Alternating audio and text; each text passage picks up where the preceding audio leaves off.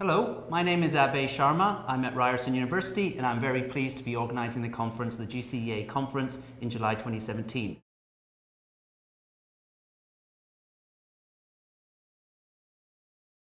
I'm here with Kerry Sherburne from whattheythink.com. I'm sure you know her. The theme of our conference is Women in Print, and Kerry is one of the women in print. Thank you.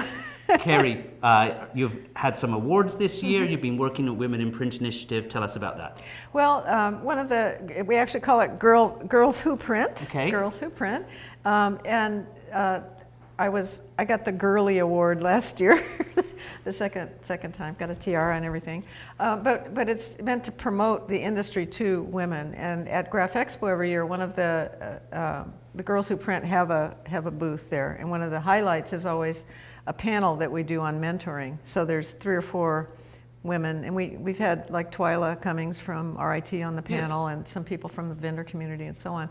And a lot of younger women come to this session, and men, and we talk about mentoring and how important it is to find someone to mentor you, and then offer up ourselves as mentors too as well.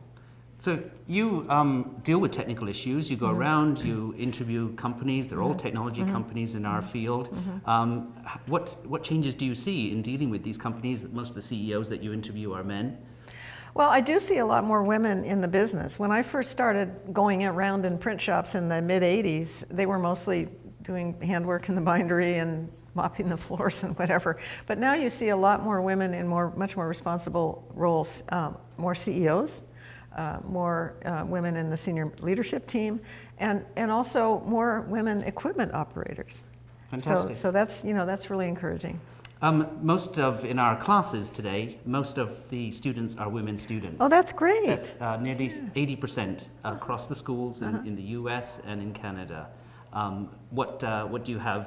What's the future for our next generation? You know, I think it's interesting. I visited a large print operation in Minneapolis recently, and they're very into lean manufacturing, and they have the stand-up team meetings and whatever. And one of the comments that came out of that session was having more women on their teams has really changed the dynamics in terms of collaboration and sharing of information and thinking differently, thinking about change. And so I think that's important. I think that women also tend to be a little bit more multitasking. And so if they come in with both digital and physical thoughts about design and print and whatever, I think that really helps as well. Fantastic. Kerry, thank you for your leading role in ensuring the success of women in our industry. It's exciting and it's a lot of fun. Thank you. Thank you. I'm here with Erica Walker, actually Dr. Erica Walker. Congratulations, Dr. Walker. Thanks so much. Erica attends the GCEA conference every year. Erica, why do you attend the conference? What do you take away from the conference?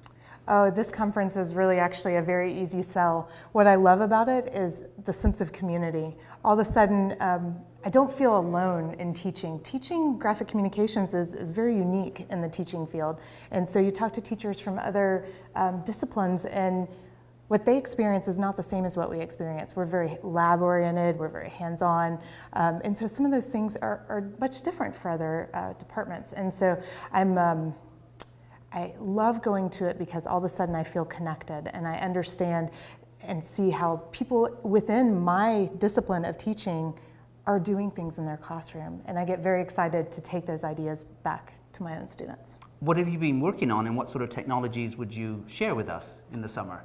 Yeah, I have all sorts of ideas for what we could talk about this year. I do a lot of Adobe products, so there's a brand new one. I just came back from Adobe Max recently, and so my students are using Adobe XD, which is a big push right now in the Adobe Creative Cloud market, where they're doing rapid prototyping, and now you can do shared prototyping. And so it's a really cool tool for both web, and I really think you could even use it for some print applications.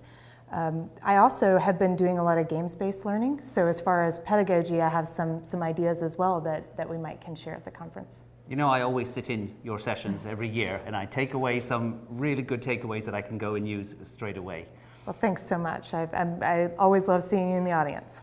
Erica, I can't help but notice your Girls Who Print pin. Tell me about that. Yes, we take students every year up to Graph Expo, and so this year we attended some of the events at Girls Who Print. I always encourage my students to come to Girls Who Print and meet some of the women there. And this industry is just really exploding with strong, industrious, hardworking, supportive women. And so I'm very excited for my students to get to meet them and for where this industry is going. Not to cut out men in the industry, but to add to that talent pool with some strong, powerful, well-educated women in print. Professional women, yeah. Ensuring that everybody reaches their full potential, men and women. Absolutely. Yeah. It's not exclusive, it's inclusive. Absolutely, yeah. So, Dr. Walker, congratulations. Thank you, and we'll thanks see you so in the much. summer. Looking forward to it. I'm here with Don Nye from Konica Minolta. Don, good to see you again. Welcome. Thank you. Don has been very supportive of our educational initiatives, and in fact, Don has an amazing project for us this summer. Don, tell us about your great idea. Thank you, Abe. Well, it actually started a year ago when our cross-media tool and partner, SK&G, went out and helped train RIT and Cal Poly professors to implement this software and technology in their classrooms. Well, then became the struggle of having a real-world project to work on. And that's when you came involved. We needed a project with an end goal. So we have 3 students from RIT, 3 students from Cal Poly that will be competing on their cross-media campaign to the educators. So they will receive emails, printed pieces. Educators will be asked to go online, to grade them, to be participants in this whole process. So you may be watching, and our attendees or potential attendees will receive these flyers and variable data pieces and email follow-ups and pearls, etc. Yes, the first thing that they will get is either an opt-in or opt-out, all right, if they would like to participate with our students. So it's a real-world project trying to Yes. draw people to our conference, but using the modern tools of social media and marketing. Yes, we're trying to train the workforce of tomorrow, all right, as well as bring your conference, you know, what's happening in the industry, and we're going to bring the winning students with us.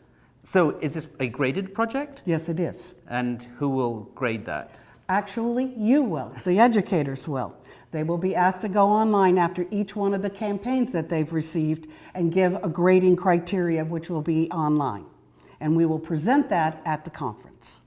That is fantastic. Don, thank you for your support for our initiatives, and thank you for giving us a real-world project. And I hope you are with us next year because of this marketing campaign. So, thank you, Don. Thank you.